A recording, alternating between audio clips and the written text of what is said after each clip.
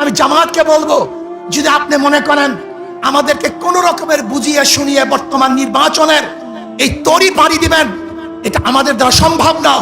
আপনারা আসুন, বসুন, হক্কানি ওলামায়ে কেরামের সাথে যে মতনৈক্য আছে সেই মতনৈক্যগুলি মিটিয়ে আমরা এমন টেকসই এক ঐক্যবদ্ধ হব যে ঐক্যবদ্ধ কেউ ভাঙতে পারবে না, কেউ চুটতে পারবে না। ইনশাআল্লাহ আগামী রাষ্ট্র হবে ইসলামের রাষ্ট্র। আমি জামাতকে বলবো, আপনাদের জন্য সুবর্ণ সুযোগ চলে আসছে। আগামীকালই নির্বাচন হবে না,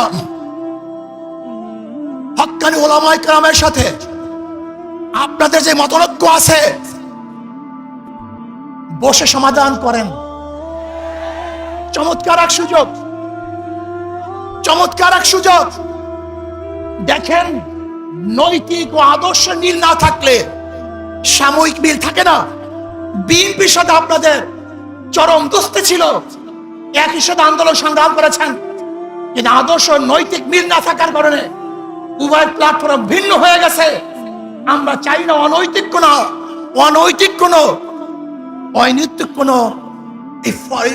মানে লোক দেখানো কোন ঐক্য আমরা চাই না। আমরা চাই টেকসই স্থায়ী যে ঐক্য হবে আর কোনোদিন ভাঙবে না, ফাটল হবে না। এর জন্য আমি জামাতকে বলবো, যদি আপনি মনে করেন আমাদেরকে কোন রকমের বুঝিয়ে শুনিয়ে বর্তমান নির্বাচনের এই তরি পাড়ি দিবেন, এটা আমাদের দ্বারা সম্ভব না। আপনারা আসুন, বসুন, হক্কানি ওলামায়ে কেরামের সাথে যে মতনৈক্য আছে সেই মতনৈক্যগুলি মিটিয়ে আমরা এমন টেকসই এক ঐক্যবদ্ধ হব যে ঐক্যবদ্ধ কেউ ভাঙতে পারবে না, কেউ চুটতে পারবে না।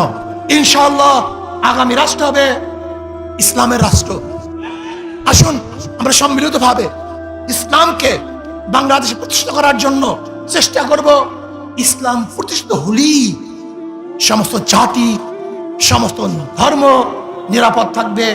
এবং সলিমুল্লাহ, যে সলিমুল্লাহ, নওয়াজ সলিমুল্লাহ ইউনিভার্সিটি প্রতিষ্ঠা করেছে, সেই নওয়াজ সলিমুল্লাহর জন্মবার্ষিকী, মৃত্যুবার্ষিকী ইউনিভার্সিটি প্রতিষ্ঠিত হবে না, পালন হবে না, তাও আমরা চাই না। এখান থেকে বৈষম্য দূর করতে হবে।